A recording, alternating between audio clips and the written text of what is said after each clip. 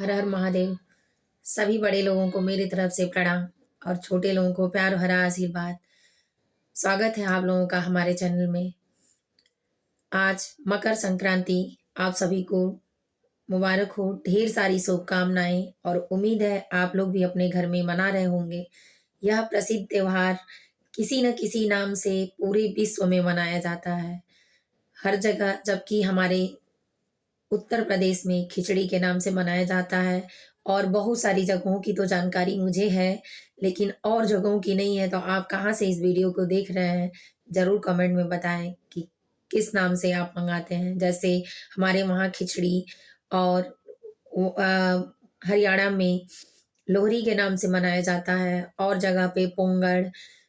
बहुत सारे ऐसे नाम हैं कि जिसका नाम मुझे नहीं पता है, जिसका पता है तो वीडियो लंबा होगा, इसलिए सबके नाम नहीं बता सकते हैं। लेकिन अपने वहाँ खिचड़ी के नाम से मनाया जाता है। तो इसके बारे में कितने लोगों को कौन कौन सी जानकारियां हैं, और क्यों मीठा बनाया जाता है, क्यों स्नान जरूरी है, क्यों दान जरूरी है, और क्यों मनाया जाता है, इसके बारे में बात करते हैं। तो आइए नियम से और शुरू से जानते हैं। स्टार्ट करते हैं सूर्य नारायण से, जिससे हमारा दिन शुरू होता है। दिन सूर्य नारायण के दक्षिणी गोलार्ध से उत्तरायण आने में, उत्तरी गोलार्ध में आने पर मकर संक्रांति, धनु राशि से भगवान सूर्य नारायण मकर राशि में प्रवेश करते हैं, उत्तरायण होते हैं। और माना जाता है शास्त्र के अनुसार कि इसी दिन सूर्य नारायण अपने पुत्र शनि देव से, जो मकर राशि के स्वामी हैं, उनसे मिलने जाते हैं। इसीलिए धनु और मकर का जो प्रवेश होता है और उसमें से इसमें जो उनका एक नया मिलन होता है, इसीलिए सूर्य नारायण की पूजा इसमें और अर्चना की जाती है, जिसमें अपने बाल बच्चों को आशीर्वाद के रूप में माता पिता भी आशीर्वाद देते हैं और सूर्य नारायण अपने पुत्र शनि देव से मिलने जाते हैं।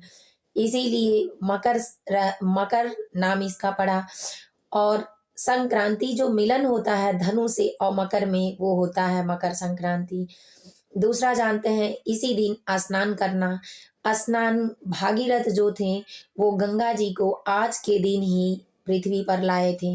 इसीलिए वैसे हर त्योहार में तो एक अलग ही महत्व होता है गंगा जी का, लेकिन मकर संक्रांति पे माना जाता है कि भागीरथ ही गंगा जी को पृथ्वी पर ले आए, तो इस दिन गंगा स्नान करने का फल ज्यादा प्राप्त होता है। आज के दिन मकर संक्रांति से सूर्य मजबूत दिशा में प्रवेश करते हैं और 6 महीने की दक्षिण दिशा जो उनको मिली रहती है, उससे दक्षिणार्ध से उत्तरायण होते हैं, तो सूर्य स्ट्रांग प्रभाव में आते हैं, जिससे सूर्य का प्रभाव तेजी से उत्तेजित होता और बढ़ता है।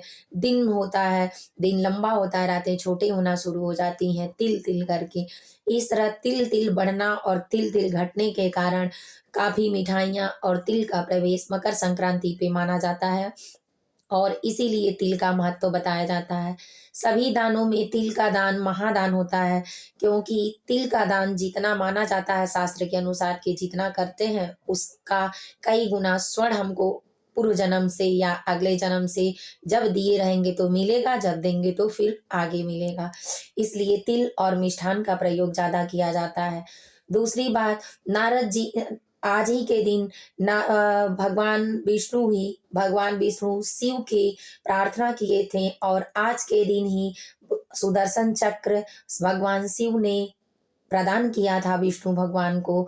इसीलिए भगवान पृथ्वी पे आज के दिन में 6 महीने से उठने के बाद भगवान आज के दिन पृथ्वी पर सभी लोग यज्ञ का दर्शन करने आए थे, और सारे देवी देवता इस दान दक्षिणा को देखने, खाने पीने या उसको आनंदित होने के लिए देखने पृथ्वी पर आते हैं, और सभी लोग आते हैं। इसीलिए मकर संक्रांति के दिन मकर संक्रांति मनाया जाता है। और दान दक्षिणा में भगवान नारद ने कहा ब्रह्मा जी के पास, जब भगवान नारद ने विष्णु भगवान के पास गए तो पूछे भगवान, जब भी जाते हैं तो आपके दरवाजे पर द्वारपाल होते हैं। विष्णु भगवान से पूछें कि आपके भी दरवाजे पे द्वारपाल है, मैं कब से खड़ा हूँ और आपकी प्रतीक्षा में लगा हूँ कि मैं आपका दर्शन करूँ, तो आपके द्वारपाल आने ही नहीं देते। ब्रह्मा जी के वहां भी उनके द्वारपालों से से निमंत्रण लेना पड़ता है कि उनके पास जाएँ या ना जाएँ और आज्ञा नहीं मिलती है, उसी तरह भगवान शिव के पास होता है। तो ऐसा क्या किया जाए कि जिससे भगवान और भक्त का मिलन में कोई बाधा और रुकावट ना आए, जिससे कोई ये कहे कि आप अब मिल सकते हैं, तब मिल सकते हैं। तो भगवान विष्णु ने नारद जी को ये बताया कि मकर संक्रांति के दिन जो 14 भगवान को दान दक्षिणा देता है या ब्राह्मण को या भगवान के मंदिर में तिल और गुड़ के लड्डू में कुछ रुपए जो गुप्त दान होता है उसको रखता है या ब्राह्मण को देता है या भगवान का 14 नाम ही बोल के दान करता है। दान मतलब 14 नाम आप अपने श्रम से देते हैं, भगवान का भजन कीर्तन करते हैं। और दान में मिष्ठान अन्न से बड़ा कोई दान नहीं होता, इसलिए वो दान दक्षिणा अन्न के साथ जिसमें तिल गुड़ साग सब्जी और पैसे कपड़े बर्तन आप सब कुछ दे सकते हैं, नमक दाल सब देते हैं, इसलिए अन्न से बड़ा कोई दान नहीं होता। ऐसे दान के लिए जो ऐसा करता है उसे भगवान और भक्त के मिलन में कोई नहीं रोक सकता। इसलिए आप डायरेक्ट भगवान से अपनी विनती का सुन सकते हैं, मिल सकते हैं। इसीलिए आज के दिन पूजा पाठ करना भजन कीर्तन करना ज़्यादा महत्वपूर्ण होता है। तभी जब पांडव और कौरवों की लड़ाई हो रही थी तो भीष्म पितामह जो थे वो 58 दिन के बाद सूर्य उत्तरायण होने के लिए इंतजार कर रहे थे। जब अर्जुन ने उन्हें अपने बाणों की सैया पर सुला दिया मारने के लिए, तो भीष्म पितामह ने आग्रह किया कि मुझे भगवान से वर मिला है कि मैं इच्छा मृत्यु से मरूं, इसीलिए 58 दिन 58 दिन इंतजार किया और उसके बाद सूर्य उत्तरायण होने के बाद ही मकर संक्रांति के दिन अपने मौत को प्राप्त किया।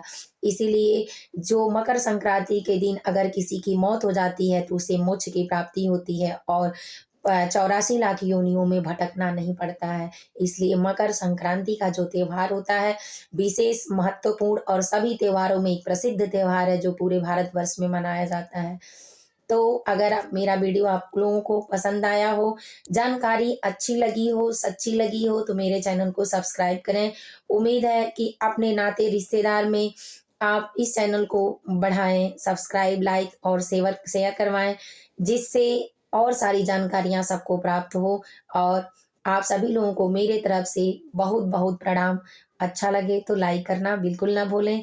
और मकर संक्रांति का यह त्योहार क्यों मनाया जाता है, अच्छा है कि आप लोगों को भी और मुझे भी ये जानकारी भगवान की कृपा और भगवत के द्वारा अगर प्राप्त होती है तो आप लोग भी भजन कीर्तन जरूर करेंगे। और इस 14 नाम को अगर दान दक्षिणा नहीं दे पाते हैं तो भगवान के भजन में जरूर लगाएंगे। जो 14 नाम दान भी कर देगा भगवान को भगवान के नाम से, उसको भी मकर संक्रांति का बहुत बहुत फल प्राप्त होता है। जय माता जी, हर हर महादेव, जय श्री राम।